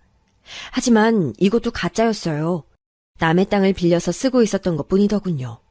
서울에는 먼 친척들이 있었으나 언제든지 가도 된다거나 그곳에서 지내도 된다거나 이런 것들이 절대 성립할 수는 없는 관계였죠. 멀디 먼 친척이라서 교류도 거의 없었고요. 정말 여러모로 배신감이 들었어요. 그리고 무서웠죠. 오빠는 대체 날 뭘로 생각했던 거예요? 내가 들은 것들 다 뭐냐고요? 나랑 같이 꿈을 펼치겠다고 하지 않았었어요? 같이 서울도 가자 그랬었잖아요. 그런데 당장 결혼, 아들 출산, 뭐라고 설명 좀 해봐요. 날 좀 이해시켜보란 말이야. 미안해. 하지만 널 멋지게 살 수 있도록 해주겠다는 건 헛된 말 아니었어. 내 진심이었어. 그러니까 우선 나랑 살림부터 차리자. 결혼하면 우린 더 돈독해질 거고 인생 설계를 더 수월하게 할 수 있어. 계속 무슨 헛소리를 하는 거예요? 내가 아무리 바보 천치라고 하지만 이제 와서 그런 말에 속아 넘어갈 거라고 생각한 거예요? 날 얼마나 우습게 봤으면... 말해봐요. 처음부터 나한테 접근한 목적이 순수하지 않았던 거죠? 그냥 솔직하게 털어놔 보라고요. 그건 그러니까 네가 얼굴도 키도 적당하고 무엇보다 체력이 좋아 보이더라고. 거기에 착하고 순진하기까지 한 네 모습을 보면서 너만한 적임자는 없다고 생각했어. 그 남자가 말했던 적임자란 멍청하게 헛된 꿈에 부풀어서 자기 본가로 가서 부모님 앞에서 눈도장 찍고 결혼한 뒤 아들을 낳아주는 여자였겠죠. 제가 어린 나이니까 한 번에 아들을 못 낳더라도 계속 낳다 보면 아들이 생기지 않겠냐는 대목에서는 하염없이 눈물이 나왔습니다. 시골은 폐쇄적인 동네였고 저는 그곳에서 불과 3주 만에 그 집에 며느리로 낙인이 찍혀 있었어요. 타지에 나가서 살고 있는 그 남자의 누나들, 형이 곧 와서 저를 만날 거라는 얘기까지 듣고는 제가 냉철해지고자 애썼습니다. 이대로 이런 집안에 시집을 가고 싶진 않았으니까요. 이런 깡촌 시골, 게다가 겨울인데 내가 걸어서 이곳을 빠져나갈 수 있을 리가 없어. 동네 사람들 눈도 있고 왠지 나를 감시하는 분위기였으니까 그렇다면 자연스럽게 도망이 아닌 것처럼 도망치는 수밖에 없잖아. 정신 차리자. 저는 태도를 바꿔서 그 남자는 물론이고 그 남자의 부모에게도 살갑게 대했어요. 어차피 아무런 능력도 재능도 없는데 이렇게 일찍 인생의 길을 찾게 돼서 차라리 다행인 것 같다고 얘기를 하기 시작했죠. 오빠, 내가 오빠한테 말했었죠. 나는 우리 가족들 정말 싫어한다고요. 하지만 이런 중대사는 바로 가족들한테 알려줘야 할 것 같아요. 직접 얼굴을 보고 말이죠. 그 정도의 가족에는 나도 있어서요. 가족들 앞에서 결혼하겠노라고 하는 선언을 당당하게 하고 돌아오겠다고 저는 태연하게 거짓말을 했습니다. 그곳을 벗어나기 위한 핑계였죠. 그 남자가 탐탁지 않아 하자 묘언을 내기도 했어요. 내가 먼저 우리 가족들한테 설명 다 해놓을 테니까 오빠가 나보다 이틀 뒤에 우리 집에 도착하는 게 어때요? 그럼 오빠는 우리 부모님께 혼날 일도 없이 결혼 허락받을 수 있을걸요? 그래? 그럼 그렇게 할까? 좋아. 네가 먼저 얼른 출발해. 그렇게 저는 뻔뻔한 연기력을 선보이며 그곳을 탈출할 수 있었습니다. 그 남자, 치사한 놈은 저에게 따로 차비도 주지 않으면서 돈 있지? 이런 말을 했었습니다. 마지막이라 생각했기에 아무런 내색하지 않고 떠났습니다. 집까지 가는 내내 저는 몸살 감기로 끙끙 앓았던 것 같아요. 긴장이 풀린 후유증이었습니다. 딱 한 달 만에 저는 집으로 돌아갔고 가출 쪽지만 남긴 채 사라졌던 제가 나타나자 가족들은 난리였어요. 그리고 저는 미친 듯이 혼이 났습니다. 제가 있었던 일을 밝히기도 전에 그냥 무작정 혼이 났어요. 부모님께서는 저를 호적에서 파신다니 어쩌니 으름장을 놓으셨고 저 같은 왈가닥은 필요 없다고 하셨어요. 그런데 제가 원래 저랑은 다르게 눈물만 서럽게 흘리고 있으니까 언니 오빠들이 그런 저를 이상하게 여겼던 거예요. 저한테 그간 뭘 하며 지냈냐고 그제야 이유를 물어보더라고요. 저는 더 혼날까봐 망설였지만 그 남자가 저를 찾아낼 거라고 생각하면 두려워져서 솔직히 다 털어놨어요. 저는 죽도록 혼났습니다. 그리고 정말로 그 남자가 저를 찾아왔을 때 큰오빠가 미친 사람처럼 난리를 쳐서 쫓아냈었죠. 죽여버리고 싶은 걸 간신히 참고 있는 거라고, 다시는 내 동생한테 나타나지 말라고 큰오빠가 으름장을 놓자 그 남자는 겁에 질려서 줄행랑을 쳤습니다. 저는 헛된 유혹에 넘어가 그 남자를 따라갔던 그 일의 후유증을 겪었어요. 갑자기 남자를 만난다는 게 결혼을 생각한다는 게 그런 것들이 너무 두려워졌죠. 그 후로는 조용히 일을 다니면서 지냈습니다만 연애를 할 엄두가 안 났어요. 그러다가 작은 오빠의 친구가 소개시켜준 남자를 만나게 됐습니다. 너도 언젠가 시집가서 살림 차리고 살아야 할 텐데 계속 정신 빠져있으면 어떡해. 네 나이가 지금 24이야. 이제 남자 만나봐야지. 잔말 말고 내 친구가 다리 놔준다는 녀석하고 만나봐. 하지만 오빠, 나는 전에 그런 일을 겪은 이후로 왠지 결혼이라는 것 자체가 꺼려져. 알잖아. 누가 당장 결혼하래? 남자를 만나나 보라는 거지. 하여간 너에게 거부권은 없어. 어쩔 수 없이 24의 봄날에 새로이 상대를 만나보게 됐습니다. 이것이 또 저의 비극이 되었습니다. 안 그러게 생겨서는 그 상대가 술버릇이 참 안 좋았어요. 무엇보다 여자 알기를 우습게 아는 놈이었죠. 분명 처음엔 안 그랬었는데 만난 지 반년 정도나 지났을 때였을까요? 그해 연말부터 확실히 태도가 돌변하기 시작했습니다. 어디 여자가 남자 눈을 똑바로 보면서 자기 할 말 다 하는 거야? 너 그런 말대꾸하는 버릇은 어디서 들였냐? 잘 웃고 앙탈이나 잘 부리면 될 것이지. 주제넘게 굴지 마. 이건 경고야.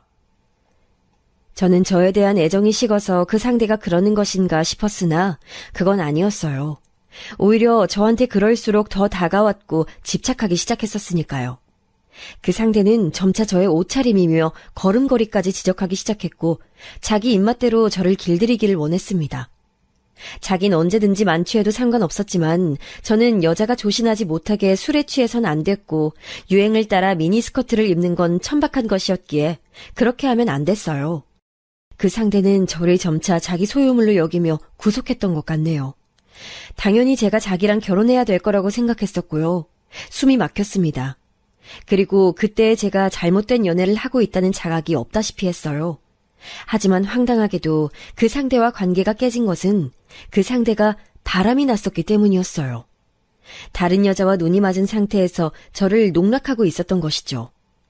더 황당한 건 제가 그 상대에게 그럼에도 기회를 줬다는 것이었고 여기서 한술 더 뜨자면 그랬을 때 제가 그 상대에게 차였습니다. 버림받았어요. 그 순간 그 상대와 함께한 2년에 가까운 시간들이 모두 낭비된 것 같다는 생각이 확 들더라고요. 그때부터 그 상대가 저에게 무슨 잘못을 저질러 온 것인지 이런 것들을 차분히 되짚어보게 됐어요. 되새길수록 혐오스러웠죠. 헤어진 지 3개월이 지났을 때 그 상대는 저에게 돌아와서 다시 시작하자고 했었습니다. 제가 단칼에 거절했고요. 그러자 그 상대는 저에게 저주를 퍼부었어요. 니까짓게 감히 내가 저 자세로 나왔는데도 나를 거절해? 야! 네가 나보다 나은 남자를 만날 수 있을 것 같아? 넌 평생 좋은 남자 따윈 만나보지도 못하고 늙어 죽을 팔자야. 연애도 결혼도 넌 분명 망할 거다. 내가 장담한다. 그 이별의 현장에서도 저는 두려움에 떨어야 했죠. 그 후로 저는 20대 후반이 되어서까지 제대로 된 연애를 하지 못했어요. 자의에 의해서든 타의에 의해서든 상황이 계속 그렇게 되더라고요. 지금이야 완전히 다른 세상이 되었다지만 저 젊었을 적에는 20대 후반 여자가 결혼 상대도 없다고 하면 노처녀로 취급이 되었던 시절이었는데요. 그래서 제 부모님의 고충이 이만저만이 아니었죠. 집안에 돈이 있거나 말거나 그래서 저 시집갈 때 한 푼도 보태줄 수 없다고 하더라도 어쨌든 딸내미가 노처녀로 늙어가는 꼬라지만은 절대로 두고 볼 수 없다고 하셨어요. 어렸을 적엔 쓸데없는 것들로 자잘한 사고를 치더니 나이가 들면서는 결혼 문제로 속일 썩이는 딸이라며 부모님께서는 저를 참 많이 원망하셨습니다. 이 과정에서 마음 아픈 내용의 잔소리도 많이 들었던 것 같아요. 저는 결국 29 나이가 되었을 때 부모님의 성화에 못 이겨서 선을 보게 되었어요. 부모님의 지인분께서 또 자기의 친구분을 한 달이 걸친 끝에 연결해준 만남이었는데요. 제가 바로 이렇게 남편을 만나게 되었던 것이죠. 선자리에 나갔는데 별로 감흥이 없었어요. 저보다 2살 위였던 남편은 오히려 저보다도 결혼에 관심이 없어 보였죠. 표정부터가 별로였고요. 그런데 제 귀를 잡아 끄는 남편의 이야기가 있었으니 그건 바로 남편 집안에 땅이 많다는 사실이었어요. 시골집에 땅이 꽤 된다고 하였죠. 이거 어디서 많이 들어본 조건이지 않나요? 네, 바로 제가 20살에 만났었던 그 남자요. 시골집에 땅이 있다고 저한테 거짓말했던 그 남자가 떠오르면서 저는 희한하게 남편한테 흥미가 가더라고요.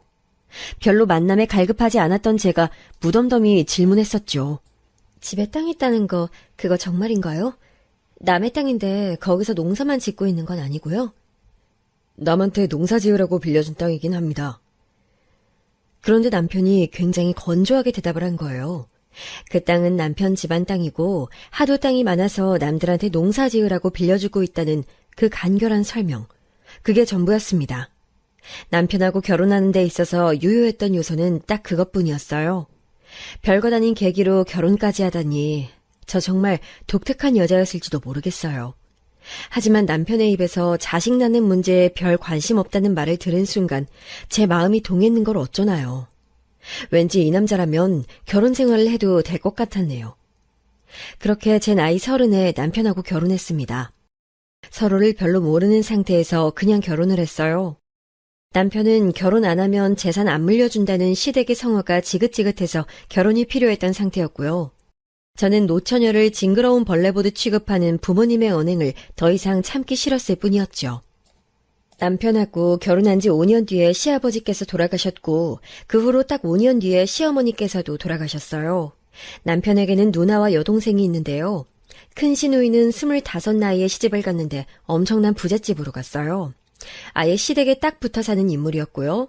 작은 시누이는 대학 졸업하자마자 미국으로 갔고 그래서 저는 결혼식 전에 작은 시누이를 단 한 번도 따로 만난 적이 없었어요. 결혼식 하루 전날에 처음 봤었네요. 저희 결혼식 참석하러 한국 들어왔다가 다시 미국으로 갔고 그러다가 미국인하고 결혼해서 그곳에 눌러 앉았습니다. 재미교포도 아니고 진짜 미국인이랑 결혼한 인물이에요. 상황이 이렇다 보니까 시부모님께서 곁에 두고 믿으실 만한 자식, 재산 운운할 자식은 남편뿐이었던 거예요.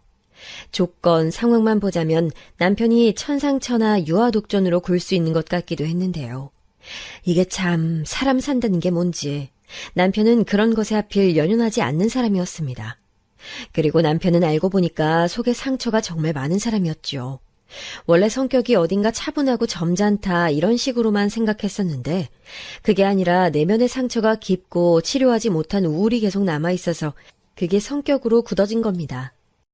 차마 이런 사연글에서 적기 어려운 끔찍한 사건을 남편은 군대에서 접했었습니다.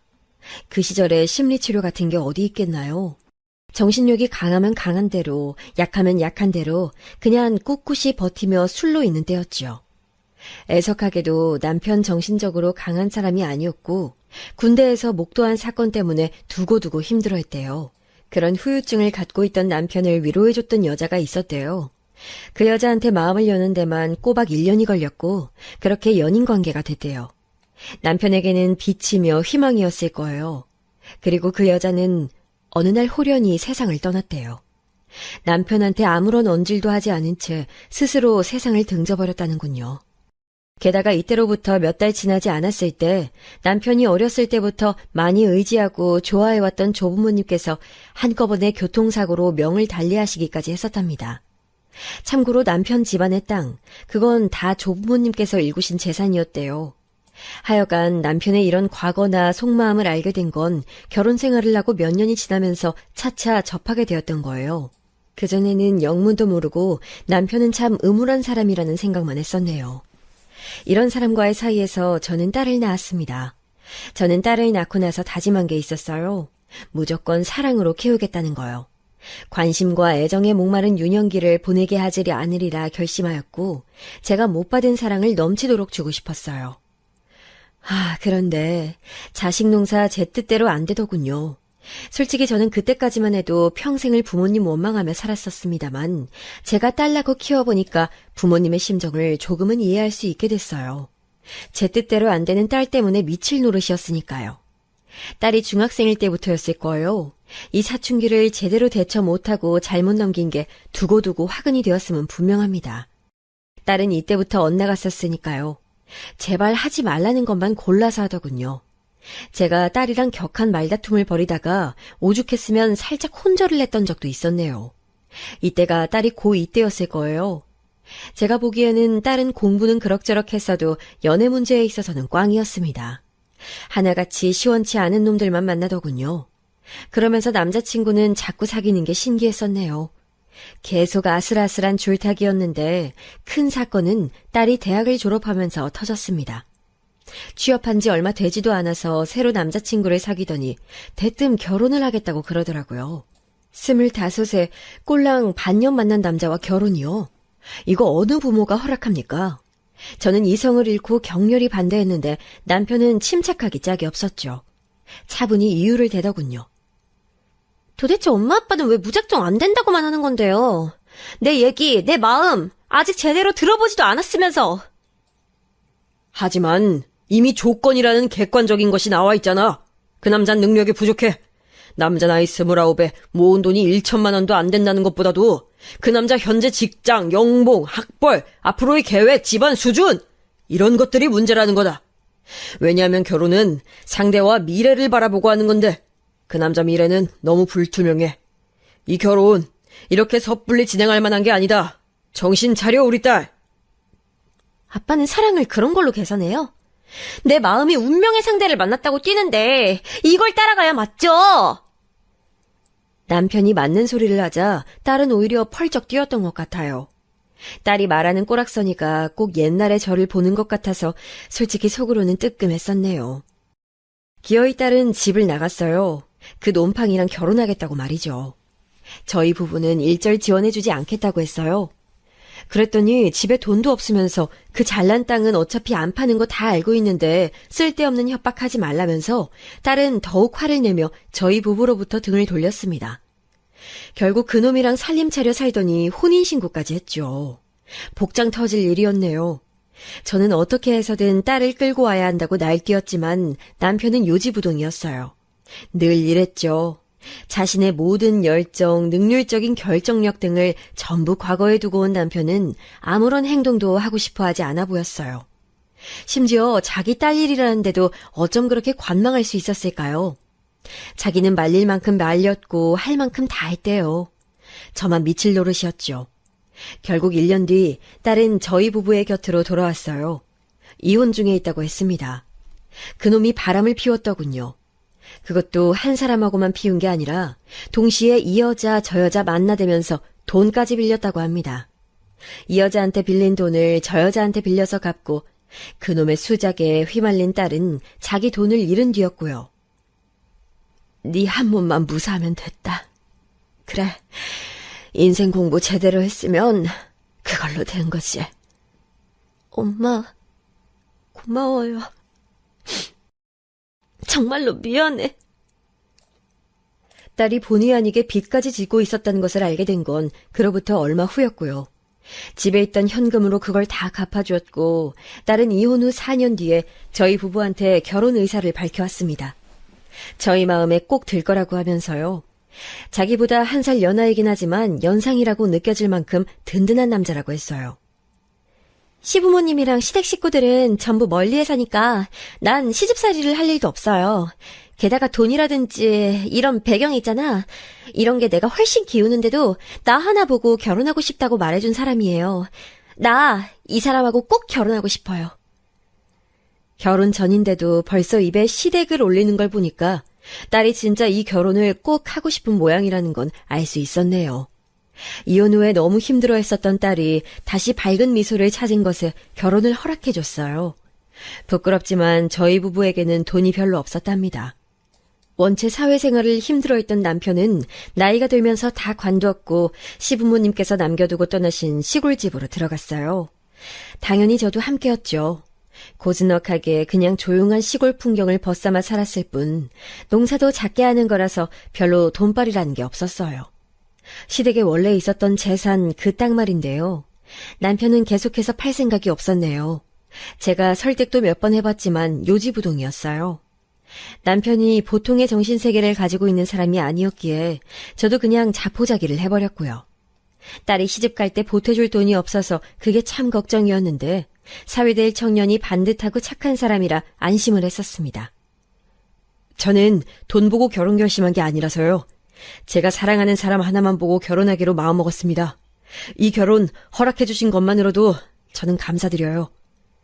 사위가 분명 그렇게 얘기했던 것을 저는 똑똑하게 기억하네요. 저희 부부는 시골에서 살고 있고 딸내 부부는 서울 근교의 경기도에서 살림을 합쳐 살았으니 거리가 상당했어요. 그래서 마음과는 달리 딸을 보러 제가 자주 갈 수가 없었고요.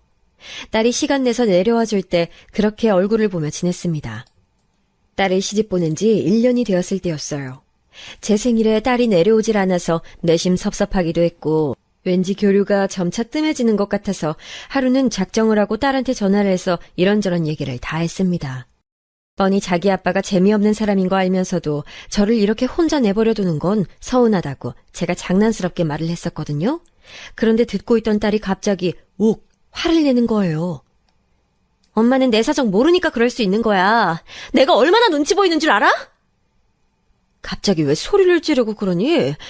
아이, 네가 말을 안 해주면 나야 네 사정을 알 수가 없지. 왜? 무슨 일이라도 있어? 무슨 눈치가 보인다는 건데? 아, 됐어. 그냥 말을 말자. 아, 나 진짜 하루하루 너무 피곤해서 지금 엄마랑 이런 소모적인 대화할 기력도 없어. 딸은 저한테 오만 짜증을 내면서 전화를 끊었고 저한테 먼저 연락을 하지도 않더라고요. 왠지 이상한 예감이 들었어요. 왜냐하면 딸이 제 기질을 너무나도 물려받았다는 걸 저 스스로 알고 있었기 때문이죠. 또 좋지 않은 흐름에 휘말린 건 아닐까 하는 짐작을 했습니다. 딸이 자기 시댁이란 근거리에 살고 있다는 점도 작용을 했고요. 호된 시집살이라도 당하고 있는 것은 아닌가 싶어서 마음이 안 좋았어요. 노파심이 들 때마다 사위한테 연락을 했죠. 사위가 장사하느라 바쁜 사람이라서 저랑 전화를 오래 할 틈도 없는 것인지 통화를 자꾸 짧게 하려고는 했지만 저한테 얼마나 말투를 착하게 했는지 몰라요. 정중하면서 예의 바른 사람이었죠. 딸 걱정하지 마시라고 자기가 더욱 잘 챙기겠다면서 저를 몇 번이고 안심시켜주기도 했습니다. 하지만 추석 때 딸이랑 사위가 내려오지 않아서 기분이 또 가라앉았어요. 전화를 미리 줬고 용돈도 보내줬지만 저희 부부가 진정으로 원했던 건 딸 얼굴을 보는 것이었으니까요. 속상했던 제가 일부러 동네 사람들이랑 다 모여서 김장김치를 많이 했고 딸한테 가져다 줄 계획을 세웠습니다. 버스 타고 기차 타고 택시 타고 그렇게 딸한테 김치를 가져다 주러 갔습니다. 제가 그 전날에 깜짝 방문 소식을 알렸더니 딸이 놀라면서도 좋아하더라고요. 그 반응에 흐뭇해서 고단한 줄도 모르고 그렇게 상경길에 올랐었네요. 딸내 부부가 사는 빌라에 도착해서 받아놨던 비밀번호를 누르고 집에 들어갔고요. 딸은 아직 퇴근 전이었고 사위는 갑자기 가게에 바쁜 건수가 생겨서 아직 안 온 상태였습니다. 아휴, 이 집이 동양이라 그런가. 아유, 어째 바깥만큼 집안도 추운 것 같네. 아휴, 우선 보일러부터 돌려야겠다. 저는 별 생각 없이 화장실 문 옆에 있는 보일러 버튼을 눌렀습니다. 아무런 계산도 없었어요. 그냥 추우니까. 그리고 이따가 딸이랑 사위가 올 거니까 미리 집을 따뜻하게 해놓겠다는 생각뿐이었어요. 한 30분이나 흘렀을까요? 착하고 예의 바른 제 사위가 집에 도착했습니다. 저는 반갑게 맞아주었는데 사위의 표정이 좋지 않았어요. 저를 보고도 그냥 대면대면하게 굴더군요. 순간적으로 가게에서 안 좋은 일이 있었구나라는 걸 알 수 있었습니다. 기분이 이미 상해 있는 게 보였거든요. 거기까진 문제가 없었는데 갑자기 사위가 고개를 갸웃하더니 보일러가 켜진 걸 확인했어요. 그러더니만 한숨을 푹 내쉬었죠. 이거 보일러가 지금 왜 돌아가고 있죠?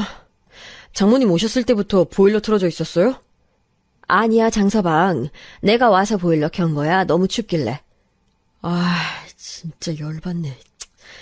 노인네가 침이라도 들었나? 뭔 보일러야, 씨. 장서방, 그거 혹시 지금 나한테 하는 말이야? 아니지? 제가 떨리는 음성으로 물었을 때 사위는 툴툴거리며 고개를 돌렸습니다. 갑자기 모멸감이 확 올라오면서 제 얼굴이 뜨거워지더군요. 집에 가만히 있자니 점점 너무 추워져서 보일러를 틀어버렸어. 내가 집주인도 아니건만 함부로 보일러를 튼 것은 미안하다고 생각은 하는데. 미안하시면 애초에 미안하실 일을 안 하셨으면 됐을 텐데요. 뭐? 장서방 왜 이러는 거야? 내가 알던 장서방이 아닌 것 같아. 자꾸 짜증나게 하지 마십시오. 장모님은 여기보다 훨씬 추운 시골 사시는 분이 뭐가 대체 그렇게 추우셨길래 대뜸 보일러를 트셨어요? 땡전 한 푼 안 보태주시면서 염치가 없으면 눈치라도 있어야지, 씨. 여태까지 내가 사람을 잘못 본 모양이네. 내가 사람을 잘못 알고 있었어. 아니면 우리 딸하고 크게 싸우기라도 한 거야? 대체 왜 이러는 건지 설명을 해봐. 설명은 뭔 설명이요. 자기 딸을 돈 없이 몸만 딸랑 시집 보내셨으면 이제 아무런 상관도 마셔야죠. 저는 그럴 작정으로 가난한 집구석 외동딸이랑 결혼한 건데요. 장모님이 귀찮게 구시면 달갑지가 않아요. 장서방, 우리 딸 사랑해서 결혼한 거였잖아. 그런데 이제 와서 왜 돈 얘기로 두 얼굴을 보여? 에이씨, 노인네가 지금 누구 앞에서 소리를 지르는 거야? 사위가 고함을 쳤고 저는 너무 깜짝 놀란 나머지 다리에 힘이 풀려서 바닥에 주저앉고 말았어요. 너무 갑작스러운 상황에 심장이 벌렁거렸습니다. 시골집에 처박혀서 조용히 사시라고요. 여기 기웃거리지 마시고. 땡전 한 푼 들이지 않고 딸 시집 보냈으면 알아서 주제 파악 좀 합시다. 예? 장서방, 그럼 지금까지 내 앞에서 다 연기한 거였어? 꾸며낸 모습들이었던 거야? 우리 딸한테도 이렇게 막무가내로 구는 거냐고! 입 다무세요. 아무도 없는 집에서 혼자 보일러 틀면서 얼마나 역겨운 웃음을 지으셨을지 상상만 해도 점심때 먹은 게 속에서 올라올 것 같네요. 제발 을이면 을답게 사시죠. 어디 감히 갑 앞에서 주태를 부려. 돈도 없으면서 바락말 하는 걸 보니 보기 안 좋습니다. 충격 속에서 눈물이 찔끔 나올 것 같았는데 제가 참았어요.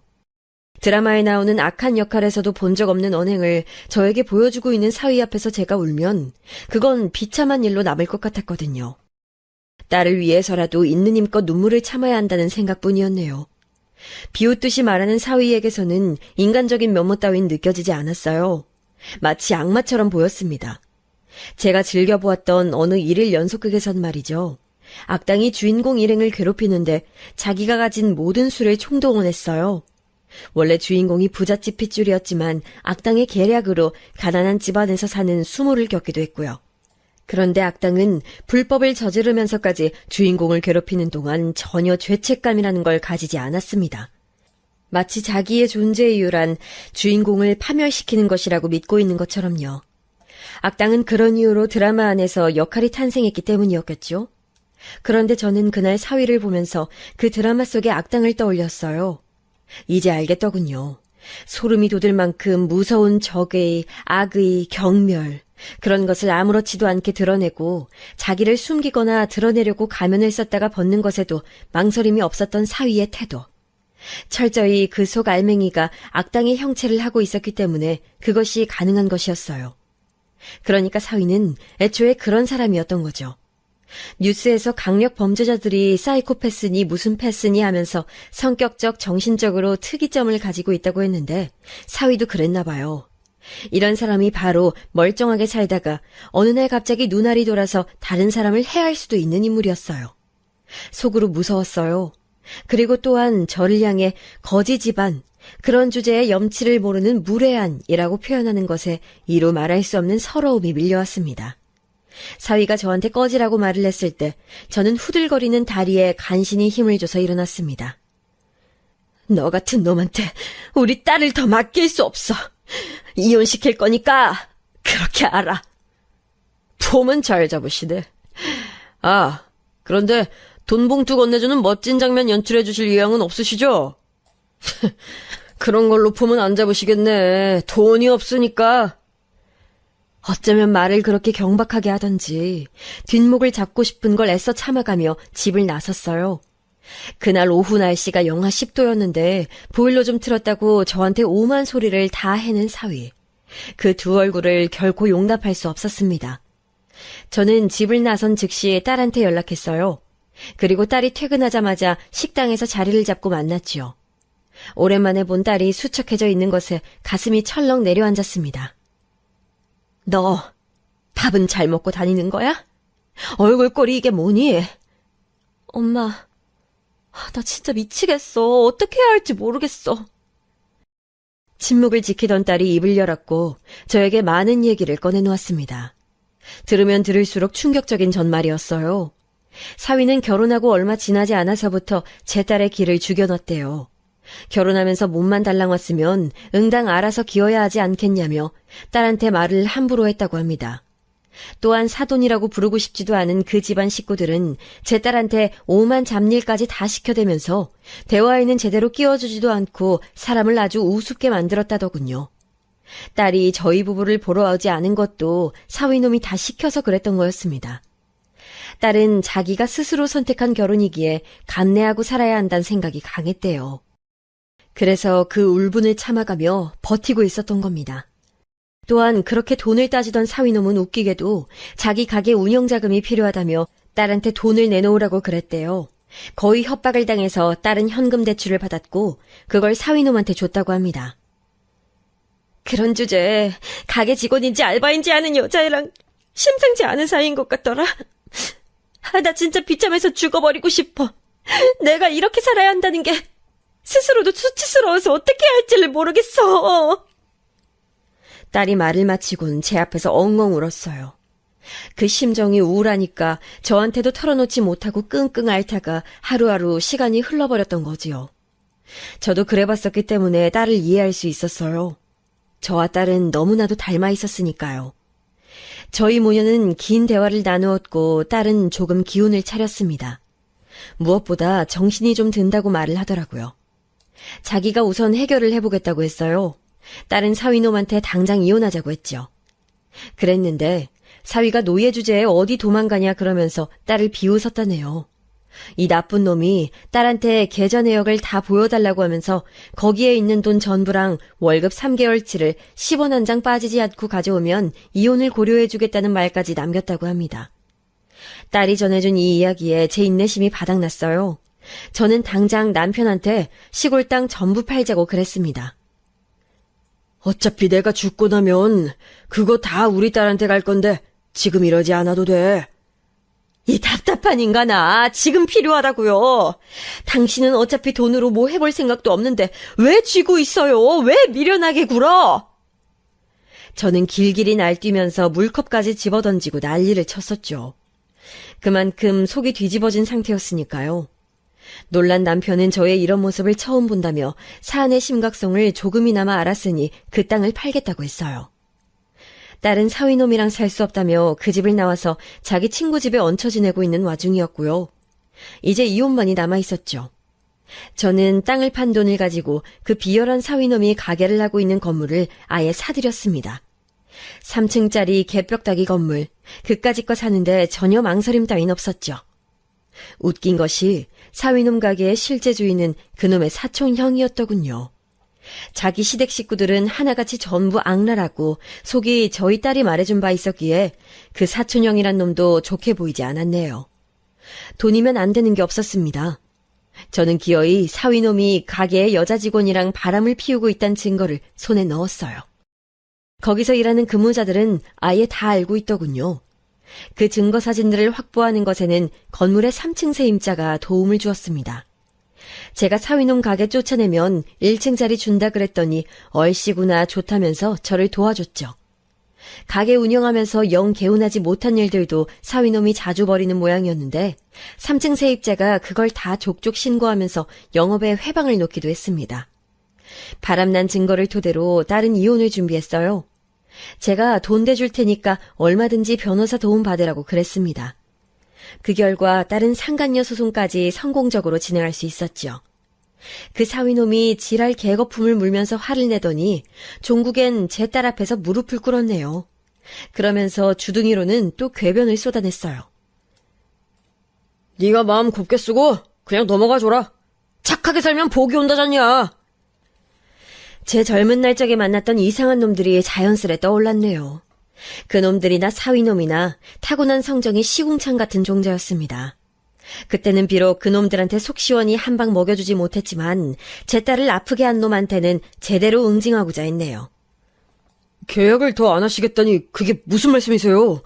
저는 이 자리에서 최소 몇 년은 더 장사해야 되는데 당장 갈 곳도 없고 당연히 여기서 더 장사할 줄 알았다고요. 가게 임대기간이 끝나갈 때 사위놈의 눈이 뒤집어졌어요. 그리고 부동산 사장님을 통해서 저를 만났을 때 아예 몸이 뒤로 넘어가려고 하더군요. 장모님, 설마 새 건물주가 장모님이셨어요? 그런 건 알지 못했는데. 실제 가게 주인 놈은 네 놈이 아니라 네 친척이잖아. 굳이 네 놈한테 따로 알려야 할 필요성을 못 느꼈거든. 네 놈이라니요. 장모님 접니다. 장모님 하나뿐인 사위요. 이혼 소송 당한 주제에 어디서 사위 운운을 해? 참말 말고 당장 가게나 빼. 너 같은 후한무치에게는 내어줄 자리 없으니까. 집안에 재산은 없다고 하셨으면서 그런 돈이 다 어디서 나신 거예요? 이럴 줄 알았으면 제가 다르게 대해드렸을 텐데요. 저를 속이신 거, 기만하신 거 다 이해해드릴 수 있습니다. 제가 그렇게 해드릴게요. 그러니까 갑자기 가게 빼라는 말씀만 걷어주세요. 저 그렇게 되면 정말 큰일 납니다. 입술을 덜덜 떨면서 사위놈이 그렇게 말했을 때 저는 우스워서 혼이 났습니다. 웃음을 참을 필요를 못 느꼈기에 크게 소리내어 웃어버렸지요.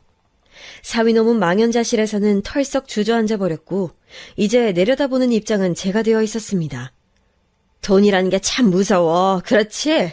상대의 우위에 있다고 확신하게 만드니까 말이야. 암튼 잘 지내게.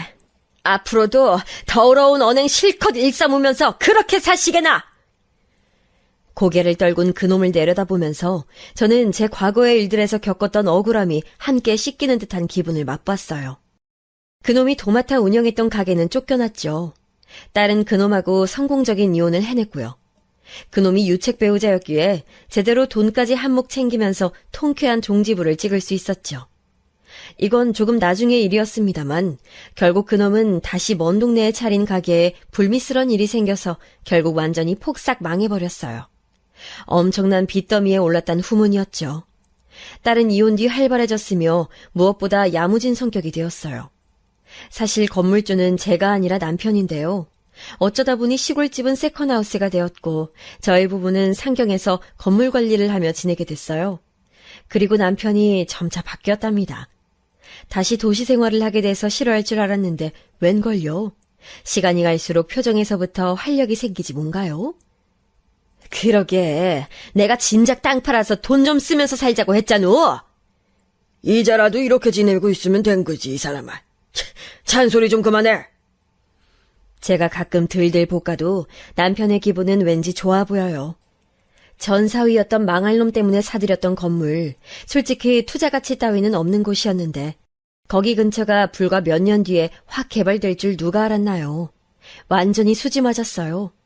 아, 물론 예전보다 훨씬 당당해진 딸의 모습이 저희 부부가 얻은 최고의 수확이었답니다.